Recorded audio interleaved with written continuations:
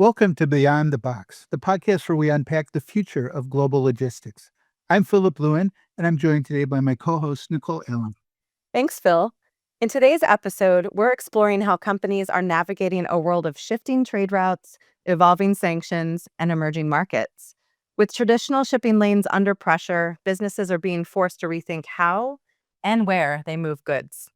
Yes, and we're very excited to be joined by two experts today who both bring deep insights into the operational and regulatory sides of this challenge. So, first, I'd like to welcome Margaret Kidd. She is a lecturer of supply chain and logistics and technology at the University of Houston, and she's also the president of the Houston Maritime Center and Museum. Welcome, Margaret. Well, thank you for hosting me and welcome to the great state of Texas. Yes, we're very glad to have you joining us from Houston today. And we're also pleased to welcome our guest who's dialing in from Munich, Erika Trujillo, who is the co-founder and managing director of SEIA Compliance Technologies. Erika advises companies on sanctions, export controls, and customs compliance. It's so great to have you here, Erika.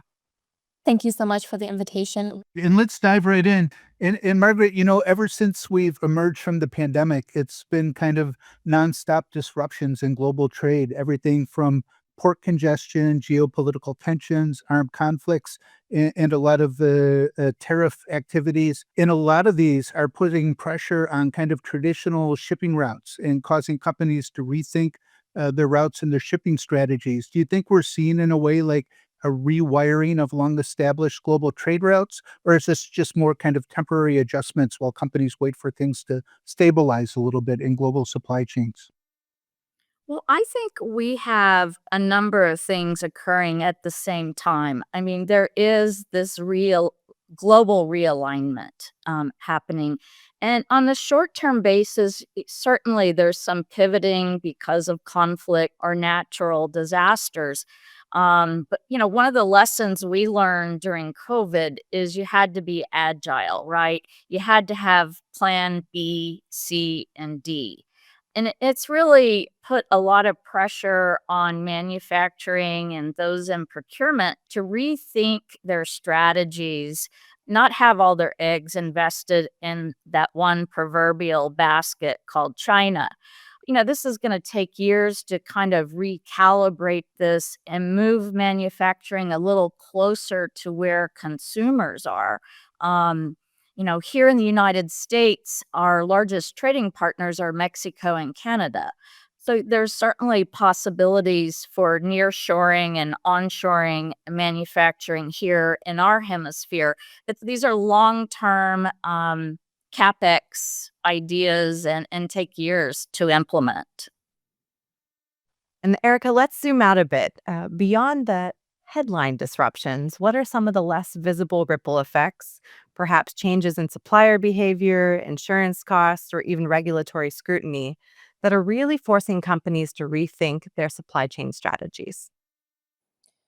Oh, I think definitely that's a big question of the day. And I would say the ripple effect is fundamentally changing how we think about our industry and our role within our organizations.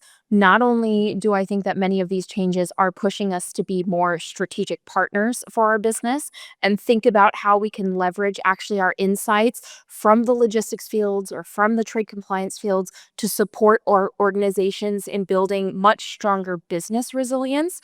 But as a result of that, I think it's also changing the way that we actually do our jobs in these industries.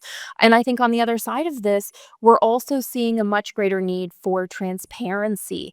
We've been hearing a lot about gaining supply chain transparency, right? About who's in your supply chain. But I think transparency actually goes much farther than that. It's about, do you really understand what's going on in your business? Do you understand if your processes are working effectively? Do you have transparency to fundamentally change the way you do business tomorrow if the regulations change? And then transparency over, what's happening after you turn your products over to some of your business partners, be that logistics providers, brokers, customers, distributors, etc. So I think the ripple effect, as just to sum up, is about twofold here: fundamentally changing how our industry is positioned, but really also affecting the day-to-day business in terms of how we're doing that job.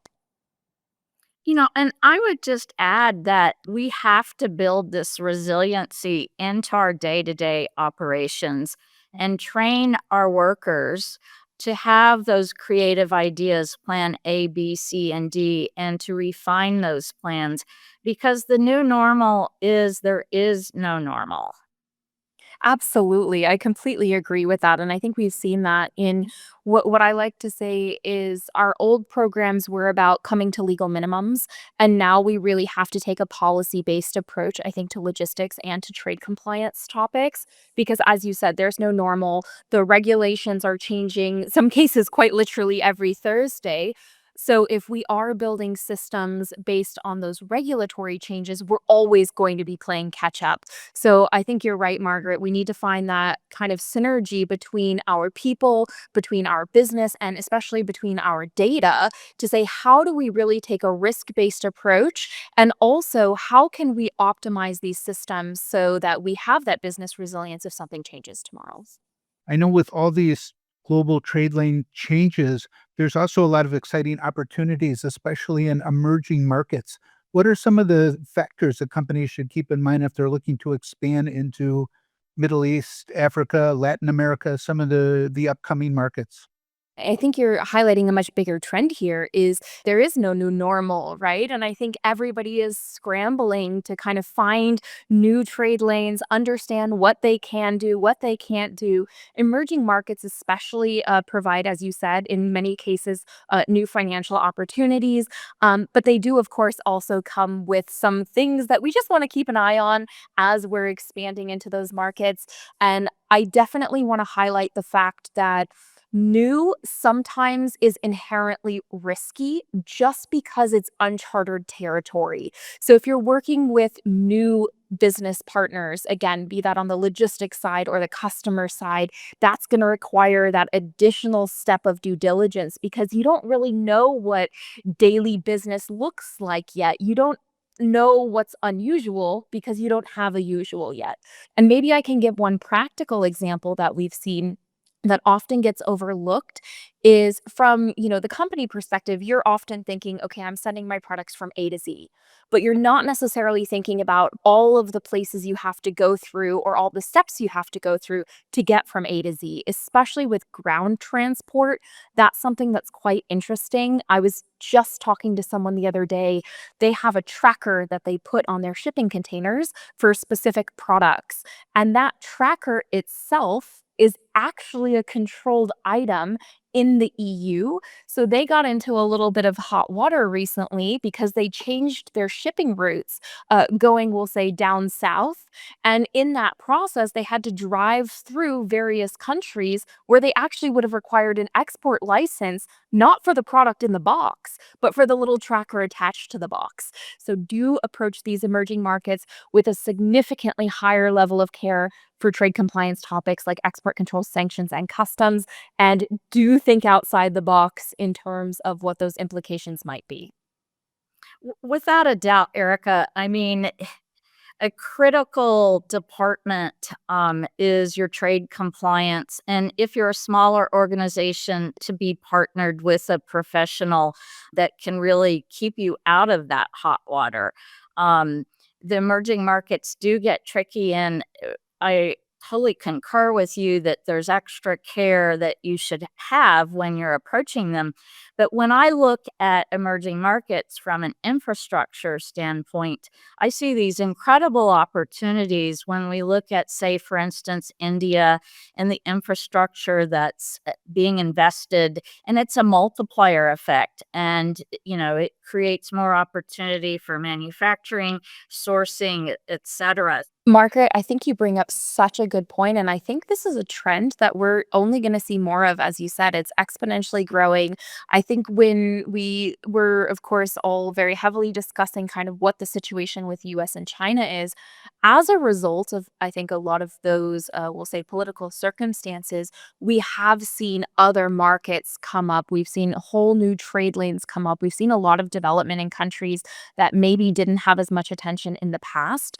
And I think that's a really interesting development that we don't just have these kind of primary trading blocks anymore. We are seeing a lot more attention given to some of these other, not only markets, but as you said, places with great infrastructure. And I think we are seeing a shift in terms of where people are also investing their money when they start looking into logistics. Of course, in the Middle East, the kind of Dubai region's been a hot topic for many for a long time, because they are looking for these kind of neutral middle grounds where doing logistics and trade is going to be supported.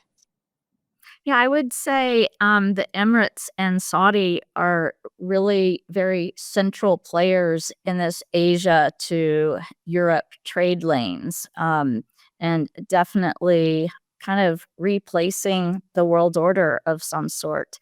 I've been very impressed with the government of India, their national infrastructure pipeline, and just the investment not only into infrastructure, but digitization of the economy to keep trade flowing. Maybe to put a finer point on it, what should companies be doing up front to avoid surprises when moving into some of these newer markets? You should always have a local partner. I mean, whether that's a consulting firm, a law firm, or even a competitor that you have a joint venture. Think Sun Tzu and the Art of War. I mean, you just don't go do business in a place you don't know the rules. And sometimes you need that local partner. And many times there's local content laws that require you to have a partner. No, I think the local partnership is incredibly important also to really point out which rules and regulations are going to be most important when you're entering those markets, both from a functional and legal point of view. And I think also before you're even starting to go into kind of those new trade lanes, I think you really need to understand also what your business is, because you don't want to end up exploring new trade lanes only to find out actually you shouldn't be doing business there because of whatever sanctions implications. So, for example, if you are a subsidiary of a US company, or if you have US origin products, that may greatly restrict what markets you're actually able to do business in or even transport through. So I think before we even get to that point, I would strongly recommend companies to really understand at a deep material level what business they're actually doing, what is their exposure to some of these extraterritorial legal systems like the United States, and really have a clear understanding for their business what those options are before they start entering the market. That's great. And Margaret, I actually wanted to circle back to your comments earlier on India. If you look at these emerging markets, companies look at local labor pools, manufacturing footprints. What makes a market attractive from a logistics and infrastructure standpoint for expansion? Well, I mean, I think there's a variety of factors. I mean, one is, what kind of incentives does a company have? I mean, India had a huge increase in foreign direct investment over the last 10 years. You've got to look at the workforce, the educational attainment. So I think that we've got to rethink where we're doing our manufacturing and really need to look at some of these middle income countries as a substitute for over concentration in China. And some of them have really a lot of investment going into this space. I know in Abu Dhabi, the customs authorities are heavily investing in digitalization. I know you've just mentioned also the heavy investment in digitalization in India. And I think it will be very interesting. And Margaret, I think I'd love to hear your opinion on this. In a few years, instead of some of these countries looking to some of the Western governments to see how they're doing customs and how they're processing logistics, it may be interesting to see some of these best practices actually coming from countries like India or the Middle East, who are maybe a little bit farther ahead in a few years in terms of digitalization for these import export processes. What do you think about this? Oh, I totally agree. I mean, I am just amazed at the digitization that we're seeing in Southeast Asia, in India, even looking at specific sectors like construction, vis-a-vis the US or even Europe. So there are best practices don't just come from the West, they come from the rest. So we need to take this global lens when we look at, how do we do this? And when When disruptions and hurdles appear, I'm curious about how logistic professionals are recalibrating on the ground. Do either of you have an example, perhaps, that you could provide of what that looks like in practice?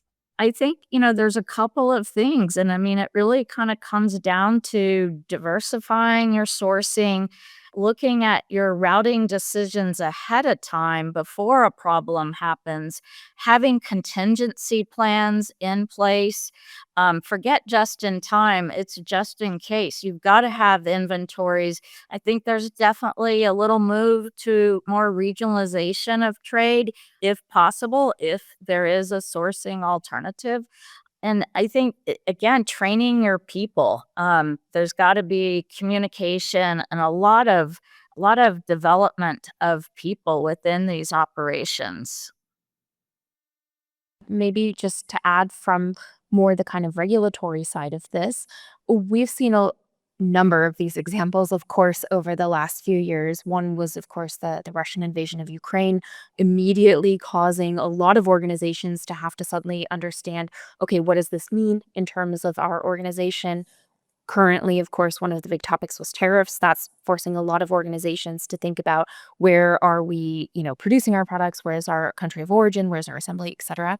And the way that we usually see this with at least the companies that we work with is really that kind of immediate need to say, okay, what do we need to know at first? So let's just take an example with HS codes that are now subject to Russia sanctions. A lot of organizations were not really set up to deal with that because the traditional process of license determination for export controls or sanctions processes was, of course, always focused on export controls classification. HS codes, like that was a customs thing. And suddenly now all these organizations are like, well, do we have high priority items in our material list? How do we find that? So that was something where, immediately the companies we work with needed to be able to see, okay, here's all your products based on HS codes subject to these, high priority items. They are subject to Russia sanctions. Then the next step is immediately, okay, well, where are we doing business with those products? Do we have direct business with Russia? They needed to see that trade flow overview immediately. Where are they buying directly or indirectly from Russia? Where are they sending to Russia? Where do they have Russian business partners? So maybe they're shipping to China, but actually the business partner is Russian. Suddenly you need to know that for diversion and circumvention reasons. And then kind of like the final step that we saw in this process was to say, okay, now we need to do monitoring. We need to really be making sure that, you know, how come we've always had a certain HS code for a certain product? It magically changes to something else. Now it's not subject to sanctions and it's going to Kazakhstan, right?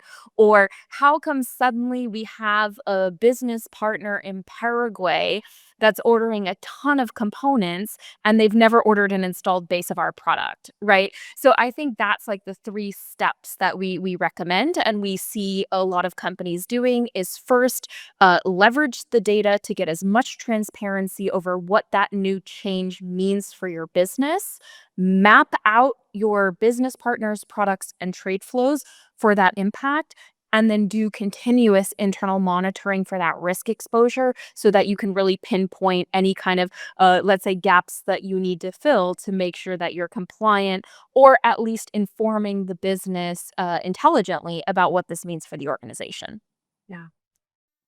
That's great. And let's just wrap things up. If you have like one takeaway for our audience, I know we've unpacked a lot today, but maybe Erica, let's start with you. What would be your one key takeaway for people? Really understand your data. And I know that I've said this a few times already, but just to hammer it home, I think we really often overlook actually just how much we know within our organization, how much information is there for us. And I'm always asking, how can I become aware of what my company knows? Because that's obviously going to have numerous legal implications, but it's also going to help me be a good business partner to my organization, whether I'm in logistics or in industry. And then I think, as Margaret said, being able to integrate kind of the insights you get from data into these real world people processes, being able to do that jump is really already going to get us so far ahead and help us better manage these risks as we're all trying to figure out what the unusual new normal actually is. That's great. And Margaret, please, your key takeaway. Yeah, and I'm going to leverage what Erica just shared about the data. When you have this big data, you have to have technology. And I think about a study that was 3 decades long that Oxford Economics and Huawei did and looked at, what technology brought to the table. $1 investment brought 6.7. So we've got to pivot and move towards AI to help us optimize our supply chains, to help us with decision making, to help run scenario planning. We've got to embrace digital twins of our operations. So, my takeaway is there's big investments to be made in technology and our people to use that technology. Well, that brings us to the end of today's episode, and I can't thank you both enough for the time that you took today. So, Margaret and Erica, thank you again for joining us. And thanks to all our listeners for joining us. And you can always find us where you listen to podcasts. Beyond the Box is on YouTube, Spotify, and Apple Podcasts. And please be sure to subscribe so you don't miss future episodes. And we'll continue exploring how global supply chains are adapting in real time in our next episode. And we'll see you again soon. Thanks a lot. Thank you.